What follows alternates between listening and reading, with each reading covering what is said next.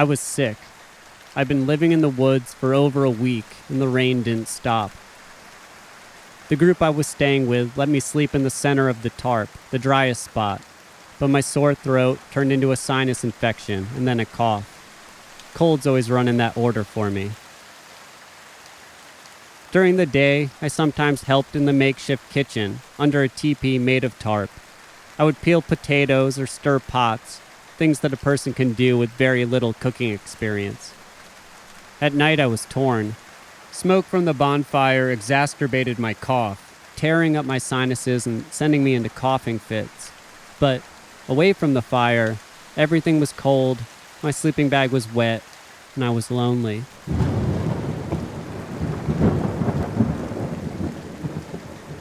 "Just lay down," said the cook as I paced around the kitchen. "I can't," I said. "My stomach is killing me." "Sleep will fix you," said the cook. "I can't stop shitting," I said. The bathroom was a hole in the ground, about 30 yards from camp. At night, around the bonfire, they gave lessons. People taught you how to build zip lines to safely traverse the treetops. There were sessions on medical plants, community building, and natural birth controls. But, in the end, the discussion always turned to human destruction. These people had gathered in the woods to stop loggers from cutting down old-growth forest in Fall Creek, Oregon, by any means necessary.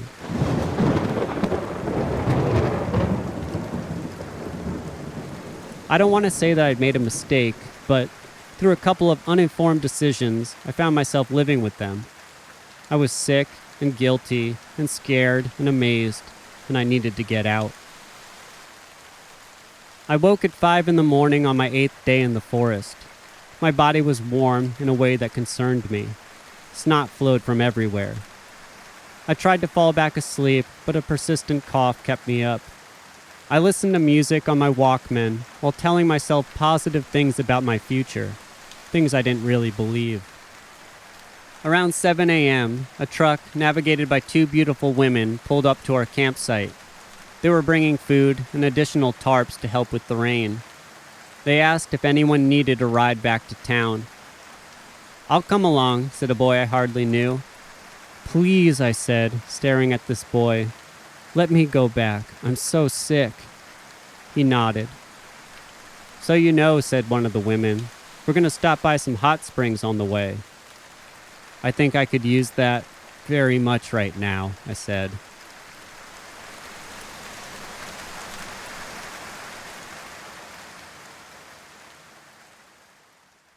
A week before I took residence at this camp, I was traveling down the West Coast with some squatters I met in Portland. They were drunks and beggars, highly political, although their actions often contradicted their convictions. Still, they had shown me where to sleep when I was spending my nights on the street, and without them, I was afraid I'd be homeless again. "Fletcher," said a boy named Marty, "when we get to Eugene, we're going up to the tree sits." I nodded, although I didn't know what this meant. Marty was the one I trusted. He was only 20, a year older than me, but he'd been traveling for years. He wore a heavy beard covering his young face, with nappy hair running down the back of his Carhartt overalls. He hardly drank, laughed at everything, and always made sure that I was invited along. "You're gonna love it," Marty went on. "It's beautiful in Fall Creek."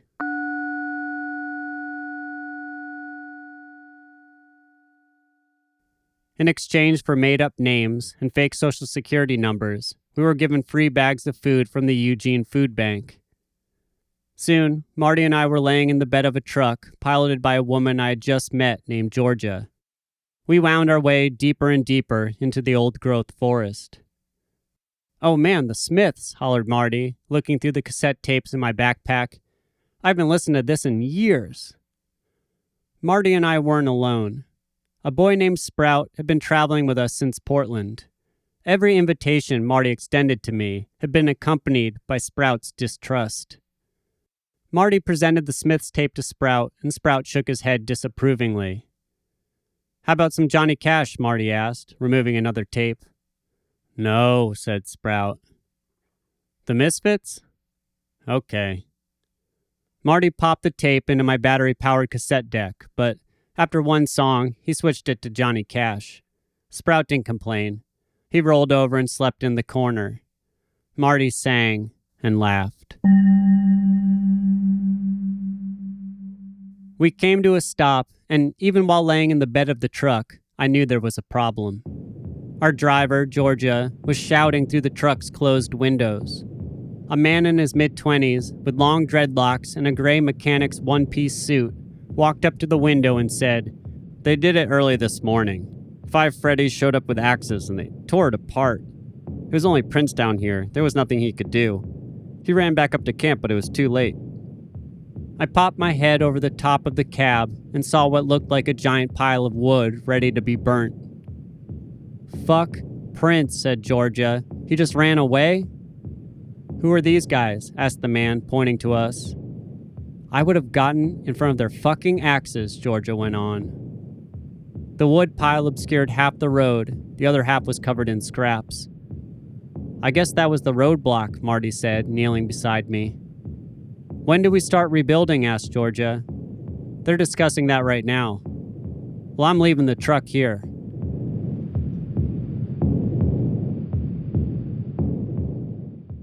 It was a good half-mile from the torn-down roadblock to base camp.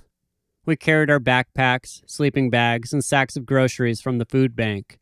When we arrived, everyone was abuzz. "What the fuck did started Georgia. "We didn't have it totally built yet," said a man who stood no less than 7 feet tall. "We didn't have the wiring in." "Where's Prince? I want to hear what happened."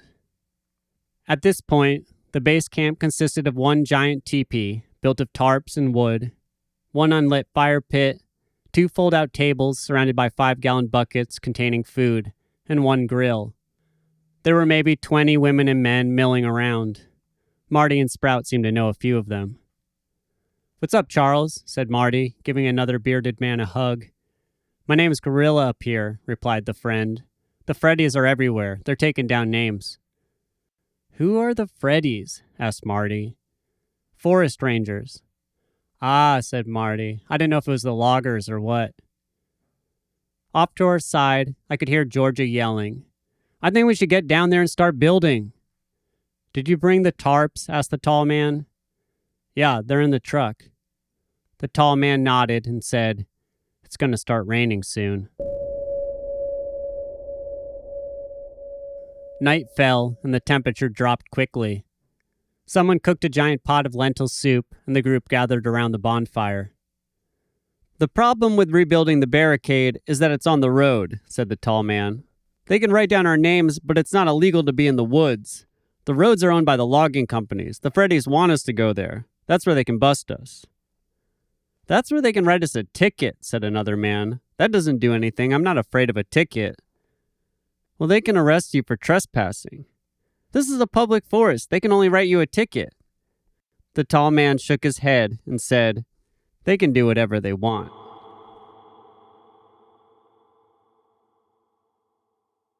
I woke to commotion.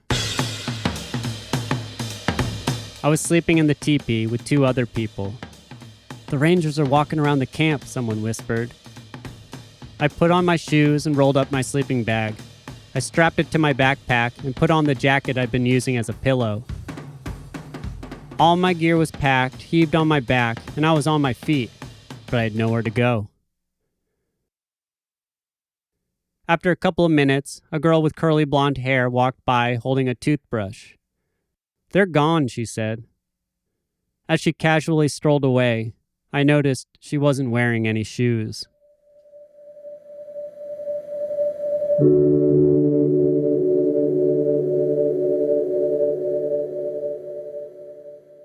I'd been living on the street for about a month, first in Seattle and then in Portland. I spent my nights sleeping under bridges or crashing in public parks. In Seattle, a man offered to let me sleep in the graveyard with him. He'd broken into a mausoleum and set up quite a home. "I've got a bed in there with a flashlight," he said. "There's plenty of room for you to put your sleeping bag down. Get out of the rain."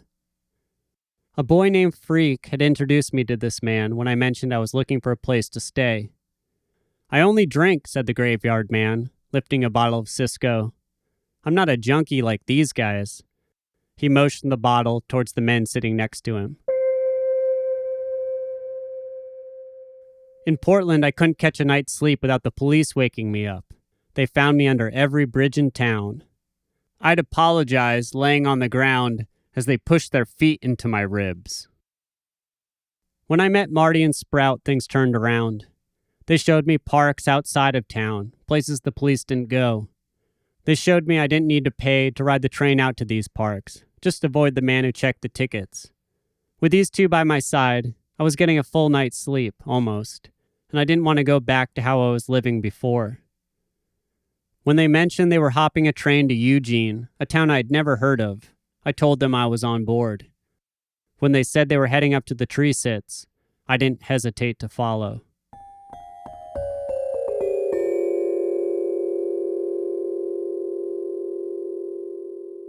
Five people marched through the woods on their way from base camp to the tree sits. They carried crates of fruit and vegetables. I followed along, reluctantly. You have to see them, Marty explained to me earlier. They're amazing. I sat on a stump, staring off into the woods. While base camp was located safely in the public land of Willamette National Forest, the tree sits themselves sat about half a mile away, on land now owned by a logging company. Those Freddies aren't coming back, he went on. Come on, we're taking a trail through the woods to get over there. You're safe, we're not going anywhere near the road. We weaved through the trees, avoiding areas dense in low plant growth as to not harm the forest floor. A stream crossed our path, and we followed it to a bend where a cluster of rocks allowed us to skip across. Then came the road. The tall man huddled us together. Everyone, keep your eyes and ears open for cops, he said. If you see anyone, split up, run into the woods. They can't follow all of us. I gave Marty a stern look. He shrugged. Hello, trees, hollered the tall man. What's going on with the road? Came a voice from above. You could see them, as clear as the ferns at our hips. There, over 100 feet off the ground, people peered down from plywood planks. Tarps were hung over a few platforms, protecting them from the rain, and traverse lines ran between 5 main structures and 5 different trees. They destroyed our garden, another person shouted down. They broke down the roadblock, explained the tall man. Yeah, no shit. A 5-gallon bucket was lowered. We placed fruit and vegetables inside. Do we send up water? I asked. They catch the rain, someone answered. I knelt in the garden below the tree sits. Another boy and I did our best to replant vegetables that the forest rangers had uprooted. I don't think these tomato plants are salvageable, said the boy. I shoved carrots back under the soil and righted a pole for the string beans to cling to. The damage was pretty catastrophic. You'd think the forest rangers would be into keeping plants alive, I said. The boy shook his head. Our hopeless labor was halted by the sound of a vehicle coming up the road. A cry came from above. Freddies! I dashed off in my own direction, as instructed, but quickly realized I could not get back to base camp alone. I spotted the boy from the garden and charged towards him. He ducked behind a fallen tree, and I pulled up to his side. A truck stopped underneath the tree village. The forest rangers shouted up into the sits, but I couldn't make out what they were saying over my nervous panting. What are they doing? I asked the boy. Nothing, he said. Are they going to try to get them out of the trees? No, said the boy. There's nothing they can do. After a couple of minutes, the truck turned around and drove off. Our group emerged from the forest. Let's stay off the road, said the tall man. We stopped at a spring on the way back to base camp and filled a 5-gallon bucket with water. I'll help carry it, I said, but after a few steps, I had to admit it was a little too heavy for me. A larger man took the handle. It's all right, said Marty. You were doing good with that garden. When we returned to base camp, The rest of the group was busy stringing a tarp high off the ground to protect the bonfire from the inevitable rain. You could hear it start off in the distance, water connecting with leaf. It was Mother Nature putting her finger to her mouth and giving the world a giant shh. Then the rain began to fall.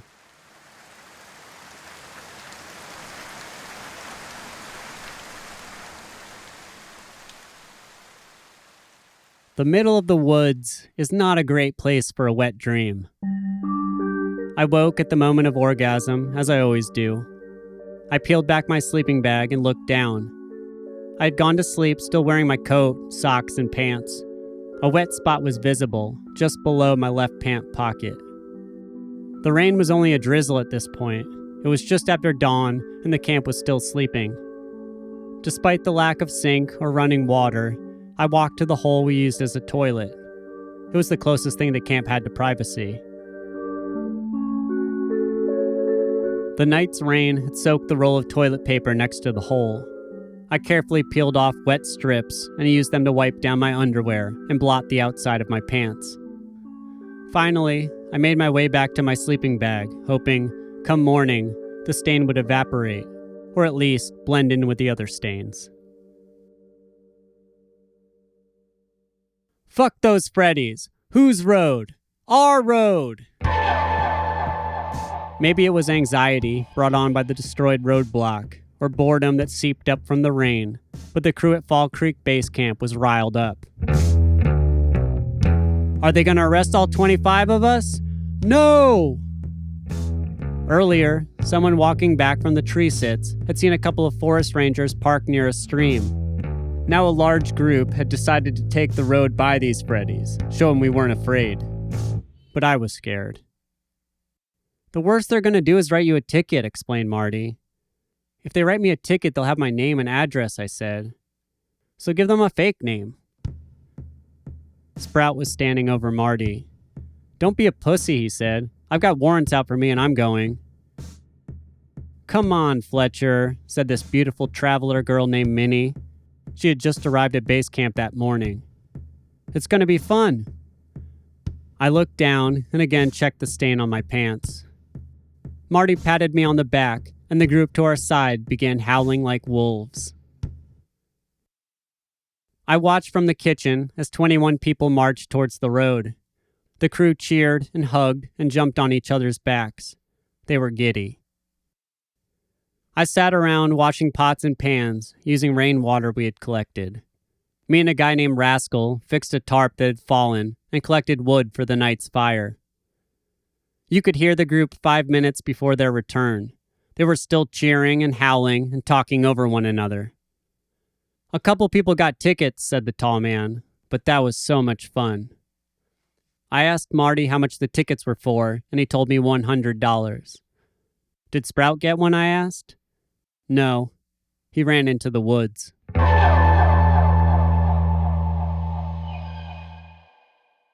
Minnie was holding watch at the still destroyed roadblock. Can someone bring her food? The tall man asked after breakfast. I will, I volunteered. You had to take the road to get to the blockade, so I moved quickly, looking behind me every 30 seconds. The rain was pretty steady at this point. My sneakers squished as I stepped. Hi, how's it going? I asked Minnie. You brought me food! That's so nice! She took the corn, rice, and beans from my hands. What's your name again? It's Fletcher. I looked at Minnie as she began to eat. She had dark brown eyes and a plump face. Her lips were full, and 2 thin lines ran, tattooed, from her temples to the edge of her eyelids. She wore a ratty black sweatshirt with a number of plain black patches sewn on the sleeves and hood. There was an 8 by 10-inch black flap hanging from the back of her tight black pants. How's it going down here? I asked. Pretty boring. I'm sick of this rain. She had a gray tarp wedged inside part of the roadblock, forming a little nest.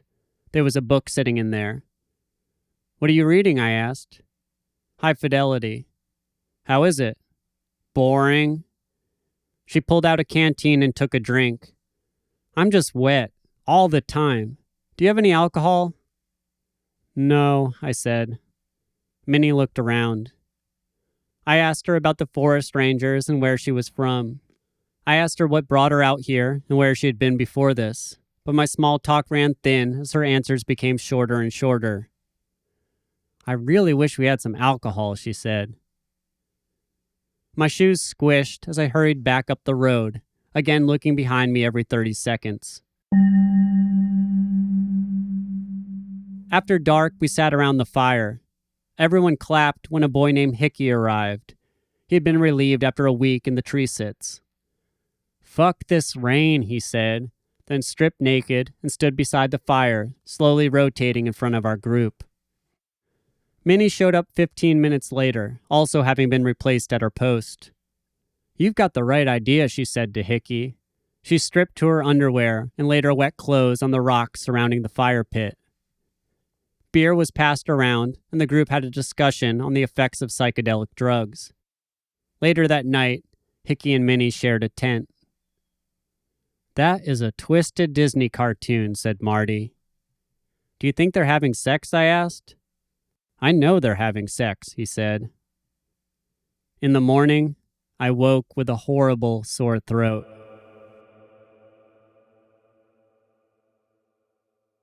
The days I carried my sickness were a bit of a blur. Time spent at base camp was mundane on a good day. We spent a little time each afternoon prepping food for the people living in the trees, but mostly we were just there for moral support. Climbing lessons took place each morning. There were ropes and carabiners, and the tall man telling you when to climb and when the person spotting you should pull you a little higher. I felt guilty taking part in these lessons, knowing I would never go up in the trees, but I also felt rude if I declined. Now my sickness gave me an excuse to sit the climbing lessons out. No one gave me a hard time about the snot pouring from my nose. No one complained when I coughed while sleeping amongst them. During the day, I sometimes went to a corner alone and rolled myself up in a tarp like a burrito, trying to find a moment of peace and an hour of dry sleep. I looked up to the members of the camp. I'd been politically active before my arrival, regularly attending protests and even writing manifestos damning corporations for greed and religious figures for manipulation. I longed for the camp's respect, but I was young and scared and far from home for the first time. And I was sick. "I'm heading up into the trees," Marty said one day. "I'll be up there for a week. You gonna be all right?" I sat on a stump in the rain, wishing I had a tissue. "Sprout will be with you," Marty went on.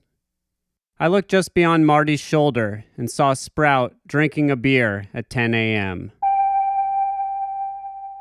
That night, around the bonfire, Sprout and another boy entertained the group with an acoustic guitar. They played punk songs, and I tried to sing along, although my throat was raw from coughing. At one point, Sprout finished a song and looked me directly in the eye. "I'm surprised you know that one, college boy," he said with a drunken smirk. I was, in fact, between semesters of college, although I'd never mentioned this to Sprout or anyone else at camp. Smoke from the bonfire blew in my direction. I coughed and retreated back to the kitchen.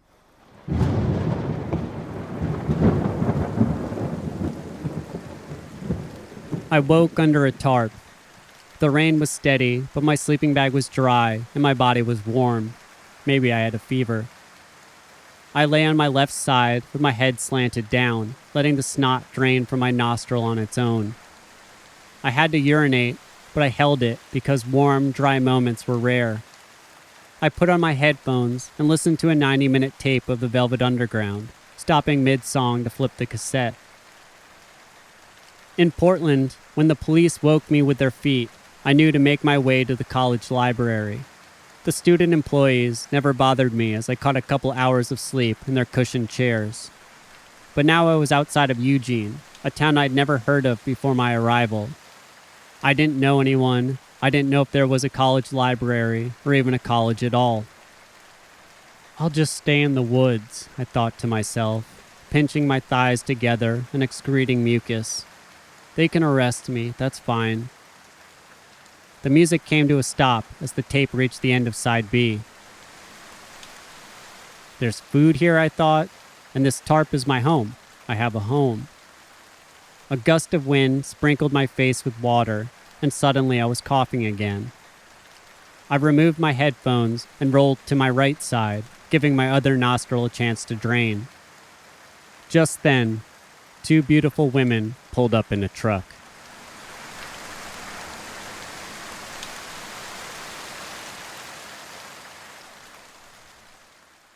I wound down the hills of the Oregon forest. I was sitting between two beautiful women in the cab of their truck, trying not to fall asleep. "How have the forest rangers been?" asked Christine, the driver.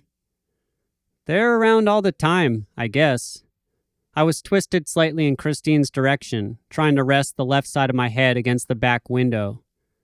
"I haven't really seen them, but people keep spotting them in the woods, and I guess they're taking notes on us." "You didn't see them?" asked Nikki, the passenger. I guess my eyes aren't very good." I wanted to be cordial, but I was exhausted. "Those Freddies probably took down our license plate," said Nikki. "Fuck them," said Christine. "They can have it." The girls talked hurriedly about the forest rangers as I struggled to keep my head up. I'd wake every once in a while and cough violently into my shirt. "You sound sick," said Christine.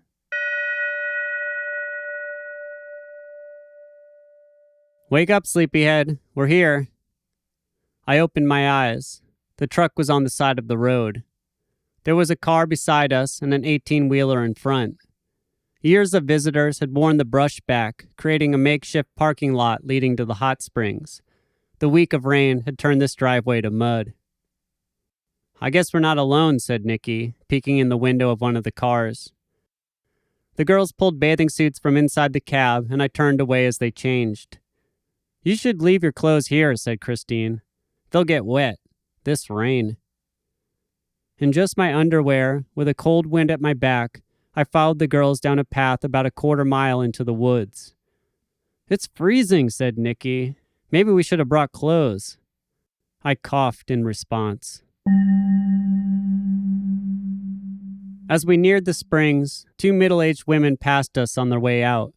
We nodded to one another. "Howdy," came a shout from below. We looked down into the springs, and there, emerged to his large belly, was a man in his late 40s. He was bald and smiling, with skin an unhuman shade of red. "Hey," he said, "the water's fine." We walked down the riverbank. "There's no need for those bathing suits," he went on. "There's only one way to experience the hot springs, and that's naked. Those two women you just saw leaving were naked." The hot springs emerged next to a large flowing river. Someone had created 3 distinct pools out of stones and driftwood. The girls set their towels down on a log as I dipped my foot in one of the pools. "Each one's a little hotter than the last," said the man. "They get hotter as you get closer to the spring, up where I am. And I'm not kidding, though. You should try it naked. Even you, boy." "I'm fine in a bathing suit," said Nikki, stepping into the second pool outside of this man's reach. I followed closely behind. "There's no shame in it," said the man. Then he stood up, exposing his flaccid, red penis. Snot dripped from my nose and fell into the hot springs. "Where are y'all from?" asked the naked man. "I'm from Lawrence, Kansas, but whenever my route takes me through Oregon, I always put time aside to come to these springs." Water trickled from his pool, a couple feet in diameter, over the rocks and into our pool. It passed through another barrier to the third stoned-off area, and then into the river. "If you really want to feel something, sit down next to me," he went on. "You'll feel the heat. It's great for my back." "I'm ready to really do this thing," said Christine. She climbed over the barrier into the lead spring. "Yeah, don't be afraid. I'm not a pervert. I might be a trucker, but I'm not a pervert. I've got a wife at home and a son." He moved to another corner of the pool. "Come up here," he said, "right where I was. That's the hottest. That's heaven on earth." "Oh, yeah," said Christine. "Nikki, come up here. And what's your name?" "Fletcher," I said. "Fletcher, this is going to help your cold." Soon we all found ourselves sitting around the trucker in the steamiest part of the spring. When one of the girls got too hot, She would sit on the stones for a minute, cooling down with just her feet in the water. "This'll get all the toxins out of you," said the trucker. "If you're sick, this will fix you right up. But I'm not kidding. You'll never feel anything as wonderful as if you're in here naked. It's like being born." "Everyone cries when they're born," said Nikki. The trucker looked off into the woods.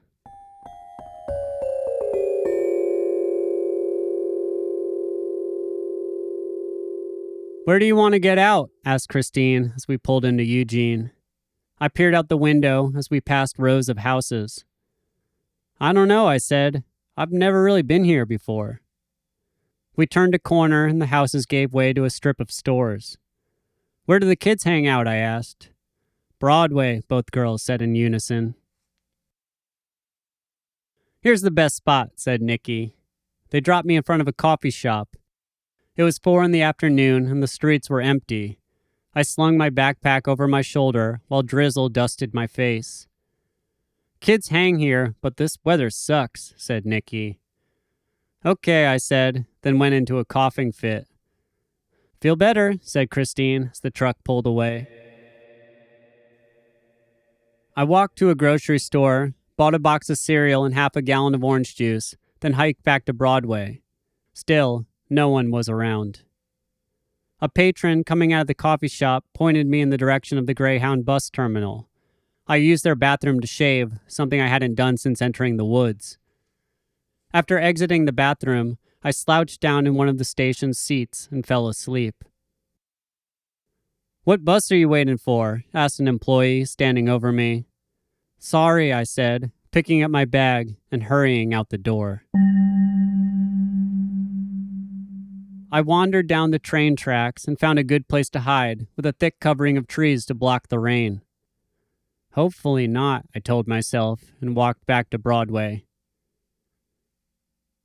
"Dude, I don't even want my front teeth. Seriously, all you need is your molars." 2 traveler kids stood in front of the coffee shop. I recognized one of them from Portland, but I didn't know his name.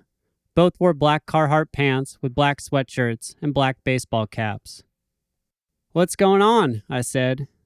The boys stared at me. "I met you in Portland at the Seals, and we went to a house party. You're friends with Josh." "Who are you?" asked the boy I didn't recognize. "I'm Fletcher." "You have all your teeth, Fletcher?" "Yes," I said. "Let me see." I smiled at him. "Holy shit, those are the straightest teeth I've ever seen. Did you have braces?" "Yeah," I said. "Well, you better stay lucky. One wrong move and all those expensive teeth might get knocked out." I followed the 2 traveler kids to a house outside of town. They said there was a party there.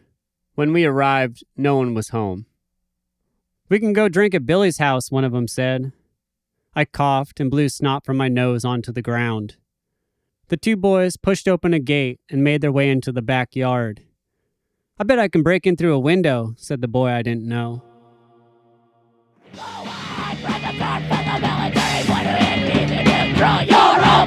Later, we arrived at Billy's house. 5 people stood around the kitchen, drinking 22-ounce cans of Steel Reserve. The kitchen was a mess. There was 1 table and 1 wooden chair. The table was covered in beer cans, each littered with cigarette butts. The sink overflowed with dishes, empty cans, and moldy pizza boxes. Above the kitchen counter were cabinets. There was a space between the top of these cabinets and the ceiling. In this space, someone had carefully placed empty beer containers of every brand and every size in a line that ran the length of these cabinets. They descended in order from 40-ounce bottles to 12-ounce cans. Clearly, a lot of time had gone into this project.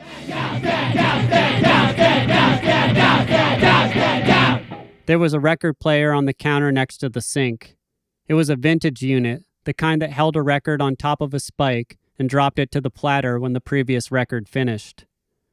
Vinyl records, void of their covers, oozed from the stereo in all directions. Most of them were scratched or worse.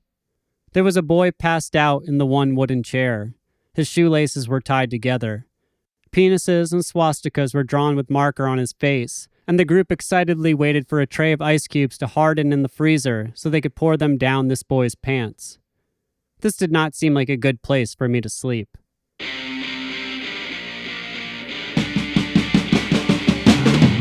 I hate these dishes! A man with half his head shaven stood over the pile of dishes in the sink. He dragged a stool up to the kitchen counter, stood unsteadily on top of it, and began urinating on the mess. The room groaned. Someone kicked the leg of the stool, and the boy toppled backwards, still urinating. He caught himself against the wall and stayed on his feet. "I'll fucking piss on you," he yelled, and the room erupted in laughter.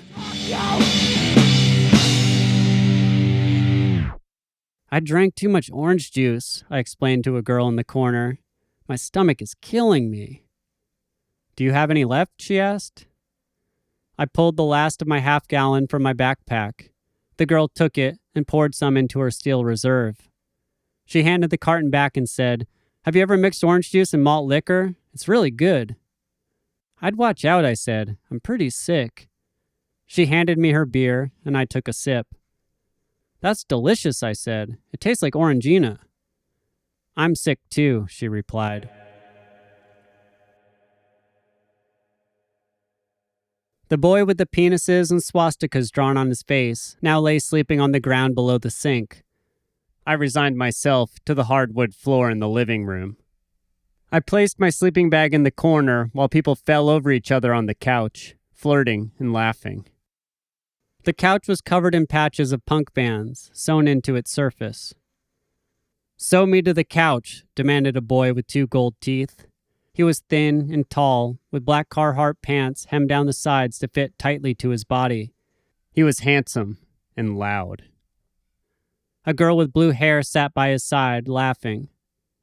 "I'm not kidding. Sew me to the couch. I want to be part of this couch." He lifted a pillow and screamed, "I love this couch!" Okay, sit still," said the girl. She pulled a sewing kit off the coffee table and took out a needle and dental floss. "Wait." The boy with the gold teeth ran into the kitchen and grabbed 2 beers that were hidden in a cabinet. "Okay, do it," he said. I lay on the floor in my sleeping bag. The girl looked down at me and said, "Do you want me to sew you in that bag?" "Yes," screamed the handsome boy. "Like in the old times, when a male suitor would stay with his lady, so they couldn't fuck." I smiled up at the girl as she ran the needle first through the couch and then through the handsome boy's pants. "Don't stick me," he said. "Dustin, where are you going?" came a girl's voice from the kitchen. "I've got to go." "No, stay. Stay." "Alyssa's in town. She's crashing at my house. I told her I'd make her breakfast in the morning." "No, stay." Months earlier, before I left Boston to come out west, my friend Alyssa sat me down and made a list of names I should look up during my travels. She also mentioned that she may be making a trip herself. One of the names on that list was Dustin. I put on my glasses and rushed to the door. Hey man, is Alyssa from Boston staying at your house?" "No. Well, she's from here, but she lived in Boston before." Yes, I said. "I'm Fletcher. She told me to find her if I came out here. She wrote down your name on a piece of paper. I can show it to you. It's in my bag." I pointed to my pile of things scattered in the living room. "Are you sleeping on the floor?" asked Dustin. "I've got a couch open at my place if you want." "Thank you," I said. "Thank you. Give me 1 minute." Dustin wore a black sweatshirt with black Carhartt pants and a pair of all-black Converse. He had a shaven head and a Poison Girls patch sewn over his heart. "Are you in town for Chaos Days?" he asked. "No, I was just up in Fall Creek." "Oh, cool. I haven't been up there yet. You're from Boston?" "I'm from Vermont," I said, "but I lived in Boston for a while." "I love Vermont," Dustin said. As we walked down the street, I tried to stifle my coughing. I didn't want Dustin to be alarmed by the idea of bringing sickness into his house. But when the coughing came, it was an eruption. "Are you sick?" he asked. "I had something up in Fall Creek, but I'm almost over it," I lied. Well, there's a couple people crashing at the house already. There's a big festival that's happening here in a couple days. But we still have a couch open. You can rest there. Thanks again, I said. No problem. It's my pleasure. Here it is, said Dustin as we crossed the street. His front yard had a beautiful garden and a run-down pink Cadillac in the driveway. 2 boys were awake, playing cards in the living room. This is Fletcher, said Dustin. Fletcher, you want a beer? I'm okay. I laid my bag down and sat in a lazy boy. Dustin retrieved a beer from his refrigerator and joined the card game. Fletcher, do you want to play? It's just for pennies. I can lend you some if you want. But I was already asleep.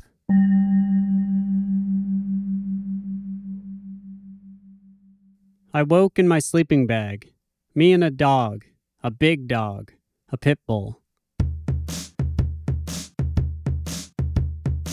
Sometime after the card game ended, I found myself sleeping in the chair. I rose, unrolled my sleeping bag, and placed it on the couch. Now a dog was inside with me, sprawled out at my feet. I could feel him, warm and squirming. He was on his back, head facing my toes, with all 4 legs sticking straight up, bowing out my sleeping bag. Carefully, I pulled the zipper down, revealing my shoulders, then torso, then the dog's hips, then my hips. As I pulled my legs out, the dog sprung to life. He flipped over, reeled back, and jumped on my chest. He sniffed my face and then leapt from the couch and began doing circles around the room at an incredible speed. Someone turned a door handle, and the dog ran to that door, leaping up and down in front of it. He could easily jump 3 feet in the air. Dio, stop it, yelled Dustin. He stepped into the living room. She was asleep in my sleeping bag, I said. It freaked me out. He's a he, said Dustin. He crawled in while I was asleep, I went on. I didn't even notice. The dog continued to pounce on Dustin, then run circles around the room. I know, said Dustin. It was hilarious because his feet were sticking straight up. I took a picture. Dio jumped on the couch and sat on my chest. What time is it? I asked. You've been asleep for 12 hours. Dustin and I were eating peanut butter on toast when a girl walked through the front door, followed by Minnie. Hey, Minnie, I said. You were at Fall Creek, she said. You brought me food. Yeah, I'm Fletcher. I turned my attention to the other girl. She had short red hair and wore 50s-style glasses. Hi, I said. I'm Alyssa, she said, putting out her hand. Oh, I don't know you, I pointed out. I turned to Dustin. Sorry, this isn't the Alyssa I know. I know another Alyssa. I turned back to this stranger. Her hand was still in the air. Sorry, I thought I knew you. I stood up and turned back to Dustin. I wasn't trying to lie, I went on. I know an Alyssa out here, I swear. We know, said this Alyssa. I looked at you on the couch this morning and didn't recognize you. It's fine. My name's not Minnie either, said Minnie. I fell back on the couch. Now you're fucking with me. That's just what I called myself in Fall Creek because of the cops. She leaned down and started playfully pushing Dio's head back and forth. My name's actually Kate. Dustin took a bite of bread. It's kind of confusing, he laughed. I wouldn't get that dog too excited, I said. What? Me and Dio are best friends. Minnie pushed the dog to the ground. The Alyssa I know has blonde dreadlocks, I said, but they didn't seem concerned. We're going to go make hot toddies, said Alyssa. Kate's sick. You guys want one? I cut lemons while they boiled water and poured it over Knob Creek. That rain was abusive, said Minnie. I don't know how you were up there for 8 days. I feel like I'm dying. Yeah, I got sick, I said. I'm a little better after last night. Dustin began to light a cigarette, then stopped himself. I'm sorry, he said. I'm lighting a cigarette in a room full of sick people. Minnie blew on the top of her cup. That's fine, I need a drag. She walked to the kitchen table and sat down next to Dustin. I looked around the kitchen. It wasn't a mess, but it was cluttered. There was a breakfast nook half hidden behind a partition with 2 benches and a table. Posters covered the walls and doodles covered the posters. There were jars full of rice and flour and different teas and granola and rubber bands. There was a bathroom off the kitchen. Someone had stolen an old-timey sign that read restroom and hung it in the door. Someone else had added a B and an A, so it now read breast room. There was again a variety of empty beer cans on top of the cabinets above the sink, and a Devo record was propped up in the middle of these cans. A string of metal baskets hung from the ceiling, holding different fruit and garlic and mittens. A beautiful, sick girl smoked a cigarette next to a man I hardly knew as we drank whiskey in the early afternoon. I got saved, I said, when Dustin let me crash on the couch. Dustin got up to grab his tea from the counter. I found him sleeping on the floor at Billy's house. That's disgusting, said Alyssa. Then she asked Dustin, "What were you doing over there?" I got saved twice, I went on. 2 girls also drove me to a hot spring on the way down from Fall Creek. Amazing, said Alyssa. That hot spring is the best. Minnie looked up from her whiskey. Oh shit, you see any naked people? Oh yeah, big time. I took a long drink off the top of my cup. We saw this one seriously naked fat trucker guy. No. Yep, he kept trying to convince the girls I was with to get naked, and me to get naked. Alyssa added more whiskey to her and Minnie's cups, then asked, "Did you do it?" No, I said. I thought he was a weird pervert because A, he kept trying to make us get naked, and B, showed us his dick. But then he was a hero, I went on. What do you mean he showed you his dick? At one point, he just started yelling, I explained. He was yelling, "Hey, hey, hey!" And we looked, and there were probably like 10 high school kids crouched behind trees. They were trying to see some boobs, said Minnie. Yeah, I mean, the girls I was with had bathing suits on, but they were definitely trying to see some naked girls. So this fat trucker guy gets up, totally naked, and runs into the woods straight at the kids. He screams, "You little perverts!" And they bolted in the other direction. Then what? Asked Alyssa. Then he came back and sat in the hot spring with us. Alyssa stared at me for a moment, then asked, "And that makes him a hero?" Yeah, he saved us. Alyssa put down her hot toddy and crossed her arms. Let me get this straight, she said. You were in the woods with all these people risking their lives to protect the forest, and that guy was a hero.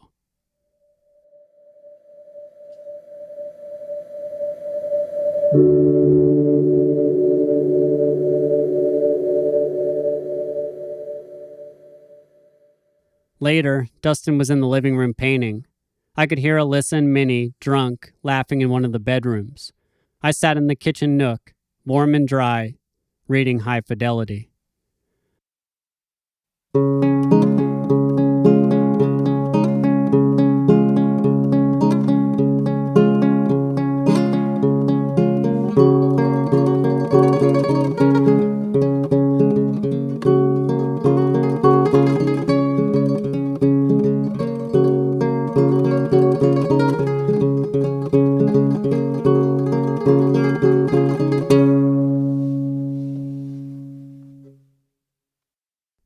So that's the second story of the season. Thanks to anyone who told a friend about the podcast. That's really the kind of help I need most right now. Please, if you know someone who would dig this kind of storytelling, text them an episode or tell them about it. That would be a huge help. This season, I'm asking for financial support from you listeners. A big thank you to those who've already given something. If you haven't contributed yet, I would appreciate whatever amount you think is suitable. This season is 5 episodes, so I think $5 is a nice amount. But if you can't afford that, a smaller amount is more than welcome. But for anyone that gives $10 or more, you will receive a bonus podcast episode as well as a 30-song album of outtakes and rarities from the Fletcher C Johnson catalog. Money can be sent to me directly through Venmo. My Venmo is @FletcherC Or you can send me the money through PayPal. My PayPal is FletcherCJohnson@gmail.com. If you give $10 or more, please include your email address in the notes with the payment so I can send you all that bonus stuff. Minnie was wrong about the book High Fidelity. It is not boring. I ended up finishing it on a 3.5-day Greyhound bus ride from Oakland back to Vermont. It turned out that on that bus ride, I actually had mono and ringworm at the same time, but I think that book kept me sane. I still actually have Minnie's copy sitting on my bookshelf even today. Next week's episode is a serious history lesson. Get ready to learn everything you didn't want to know about fashion. You've been listening to Fletcher C. Johnson. I'm Fletcher C. Johnson. Thanks for listening.